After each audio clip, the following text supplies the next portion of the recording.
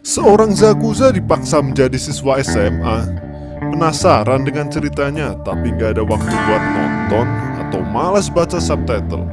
Santai, kami akan ceritakan untuk kalian dalam beberapa menit ke depan. Ini adalah episode 1 dari My Boss My Hero.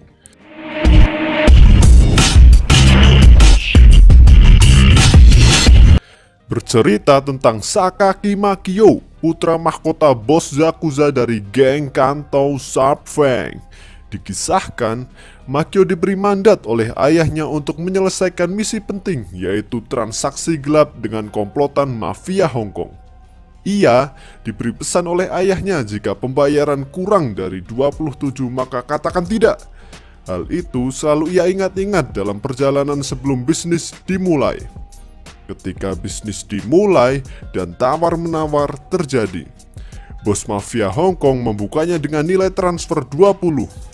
Tentu Makio menolaknya dan penawaran dinaikkan 5 oleh bos mafia Hong Kong. Hal itu masih ditolak karena bernilai 25 dan belum sesuai pesan dari ayahnya. Namun, hal janggal mulai terjadi ketika tawaran dinaikkan 5 lagi menjadi 30. Dan apa jawaban dari Makio, yaitu Big no. Dengan tegasnya ia menjawab no. Inilah momen yang bikin ngakak dan terheran-heran. Bahkan anak buah Makio sampai bengong. Mungkin dalam hati mereka bilang, bangke, masih ditolak segitu. Nah, hal tersebut membuat mafia Hong Kong sedikit naik pitam. Namun mereka mencoba menawar kembali dengan ditambah 5 lagi. Kini menjadi 35. Dan apa jawaban dari Makio, yaitu no, no, and no. Alhasil, mafia Hong Kong menjadi marah. Namun apa kalian tahu yang dilakukan Makio? Ia masih sibuk menghitung dengan jarinya sambil bergumam 20 ditambah 5, ditambah 5, ditambah 5. Masih sedikit dari 27 atau banyak kan ya? Nah, disinilah konflik terjadi. Soalnya bos mafia Hong Kong nyeletuk gini nih. Weh, apa lu bego ya? Tentu Makio nggak terima dong dikatakan begitu. Akhirnya baku hantam terjadi tuh. Dan tentunya Makio menang mudah. Soalnya emang dari bocil si Makio ini jawarannya kalau urusan adu otot, bung. Bahkan ia sampai punya julukan, yaitu Tornado. Singkat cerita, transaksi itu pun gagal. Dan Makio akhirnya dibacotin sama bosnya, yang tidak lain tidak bukan adalah ayahnya sendiri. Karena masa misi gitu aja sampai gagal, otak Makio ini parah banget nih. Baka. Baka. Hontoni omae wa baka musuku da yo. Dan kali ini ia diberi tawaran terakhir oleh ayahnya. Jika ia masih ingin menjadi penerus bos Zakuza untuk meneruskan bisnis ayahnya tersebut, ia harus mau kembali bersekolah dan masuk SMA. No. No. No da. Tiyuka koko tte imi wa. Mau gak mau, si Makio harus nurutin perintah ayahnya tersebut dong. Kalau enggak, ia bisa di-kick dari daftar penerus bos Zakuza berikutnya. Nah, si ayahnya ini hendak memasukkan Makio ke sekolah milik teman lamanya yang menjabat sebagai kepala sekolah di sana. Tepatnya SMA Saint Agnes Academy. Makio harus lulus di musim semi depan. Kalau tidak, posisi penerus bos Kanto Sharp Fang diserahkan pada adiknya, yaitu Mikio. Di sini Makio menjadi bingung, sebab masuk SMP aja kagak pernah. Lah ini suruh bisa lulus SMA. Singkat cerita, Makio menyetujui dan mulai bersekolah di keesokan harinya. Ia harus mulai dari awal sebagai pindahan kelas 3 SMA. Dan yang mengetahui identitasnya sebagai Zakuza hanya sang kepala sekolahnya saja. Di hari pertama sekolah, tentu ia harus memperkenalkan diri di depan teman kelasnya, yaitu kelas 3A. Makio dipersilahkan untuk menulis nama lengkapnya di papan tulis oleh sang wali kelasnya, yaitu Minami Sensei. Alhasil, Makio gemetaran tuh, sebab Ia sudah lupa caranya nulis huruf kanji untuk namanya sendiri. Akhirnya, ia diketawain oleh teman satu kelasnya. 榊君はお家の都合によりこの学園に転入してくることになりました。みんな仲良くするように。Nggak lama setelah ia mulai mengikuti kelas pertamanya, Makio membuat gaduh dengan menyuruh semua yang ada di kelasnya untuk merunduk dan berlindung. Terdengar suara pistol. Dan ternyata, setelah diintip oleh Makio dari jendela, hanya terlihat murid yang sedang berolahraga lari dengan pistol hampa sebagai bunyi startnya. Yoi! Ia pun hendak kembali duduk, namun tertegun sebab kelasnya menjadi berantakan dan teman-temannya yang sedang pada tiarap. Emang kebanyakan konflik nih hidupnya si Makio sebagai Zakuza jalanan. Cerita berlanjut ketika jam istirahat sekolah tiba. Makio udah bosan di kelas. Segera ia keluar untuk sekedar merokok. Karena itu kebiasaannya, ia mencari tempat sepi dan beberapa batang rokok terselip di celah kaos kakinya. Ia mencari korek api yang biasanya tersimpan dalam dompetnya. Di tempat tersebut, ternyata tengah terjadi pemalakan sesama murid, yaitu Hoshino yang memalak uang pada Sakura Koji. Makio hanya melihat dan berkata, "Wah, bocah badung, kau akan menemukan itu di seluruh belahan dunia." Sambil membuka dompetnya, yang ternyata telah tertukar dengan dompet Sakura Koji waktu kegaduhan yang ia perbuat di kelas pagi tadi. Makio terkejut dong, dan hampir saja identitasnya terbongkar. Untung ia segera merebut dompet yang dipegang Sakura Koji dan menukarnya, meski akhirnya ia rela menjadi pengganti Sakura Koji untuk dipalak oleh Hoshino. Ini cerita Zakuza dipalak oleh bocil nih. Setelah kejadian pemalakan tersebut, Makio sedikit lapar nih dan pergi ke kantin untuk sekedar beli sesuatu. Namun, di sana ia melihat seorang siswa sedang menyantap puding legendaris SMA Agnes. Oh iya, si Makio ini diceritakan adalah pecandu puding alias puding holik ya. Di kantin, ia segera memesan puding tersebut pada bapak kantinnya. Dan apa jawaban dari bapak kantinnya? Yaitu, "Kamu ingin puding? Maka berlarilah, karena puding Agnes itu limited edition loh, dan hanya diproduksi 12 buah setiap harinya." Dan Makio sepanjang hari di sekolahnya akhirnya hanya mikirin si puding tersebut loh.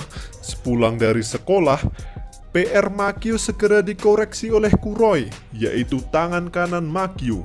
Dan apa kata Kuroi? "Kau lebih buruk dari yang aku kira," kata Kuroi. PR tersebut adalah mata pelajaran kanji Jepang. Tidak berselang lama, Mikio si adik menelpon Makio dari Florida, Amerika Serikat. Ia mengatakan, "Sebentar lagi aku mau pulang ke Jepang, Kak." Alhasil, Makio menjadi panik dan sok-sokan giat belajar untuk mengejar ketertinggalannya. Hari kedua ia bersekolah, Makio mencoba menuruti saran bapak kantinnya untuk berlari memperebutkan puding legendaris ketika jam istirahat tiba. Ia mulai merasakan hal janggal saat setelah berlari di lorong. Ternyata terjadi kebrutalan para siswa dalam berlomba menuju kantin hanya untuk mendapatkan sebuah puding.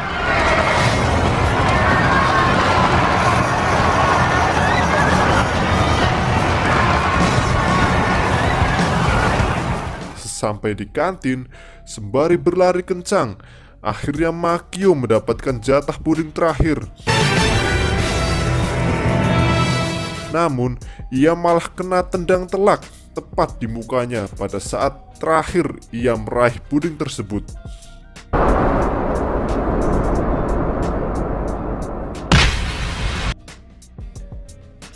Makio menjadi frustasi sambil merenung di taman sekolah. Datanglah Sakura Koji yang mencoba untuk berteman dengan Makio yang berstatus siswa pindahan.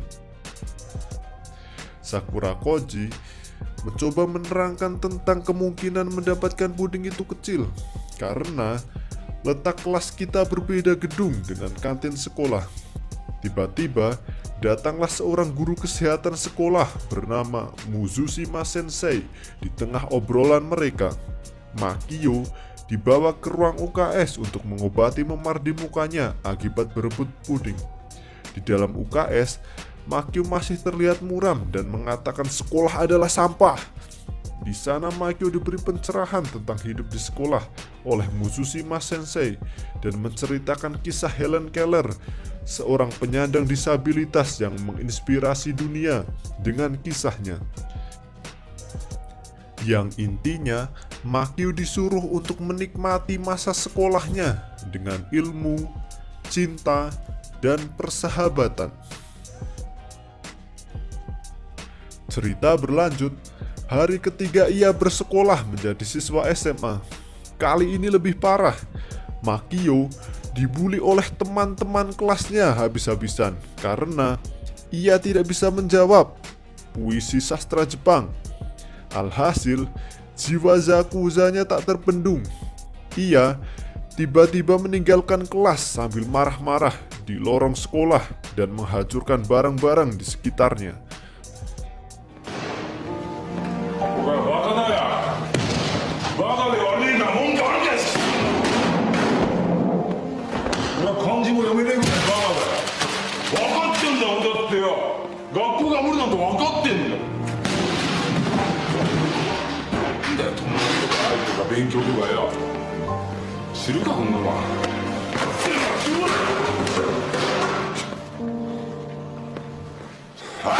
Makio pergi ke atap gedung sekolah karena kesal. Tiba-tiba, datanglah Sakura Koji yang mengiranya sebagai siswa Badung pindahan. Kemudian, Sakura Koji mulai menerangkan cara cepat mendapatkan puding. Bermodal otaknya yang encer, ia menggunakan ilmu fisika dalam rencananya. Alhasil, Makio terhasut dan mulai mengeksekusi rencana mereka tersebut, yaitu membuat jalan pintas antar gedung dengan terbang menggunakan rumus parabola fisika dan bantuan sayap yang dibuat dari bendera kebesaran SMA Agnes. Keesokan harinya, setelah persiapan selesai dan alat yang dibutuhkan sudah lengkap, Makio menunggu jam istirahat tiba. Bel pun berbunyi. Makio dan Sakura Koji pun bergegas ke atap gedung dengan peralatannya. Makio mulai berlari dan melompat antar gedung. Ternyata ia berhasil terbang meski nyaris terjatuh di ujung gedung sebelah.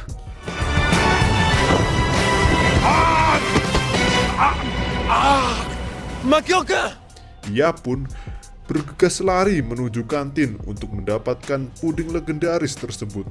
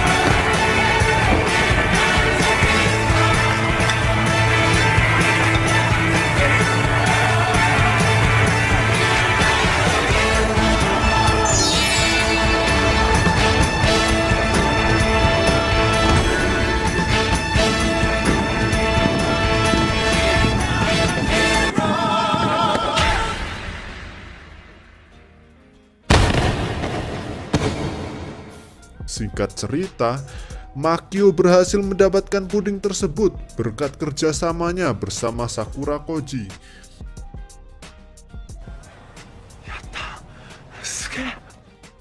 Dan sedikit demi sedikit, kebutaan tentang masa sekolahnya mulai pudar. Makio mulai bisa tertawa normal meski akhirnya ia dihukum oleh Minami Sensei untuk menulis jurnal harian selama 3 bulan berturut-turut dan hukuman berlari sebanyak 20 putaran lapangan sepak bola. Dan akhirnya cerita bersambung di episode 2 ya.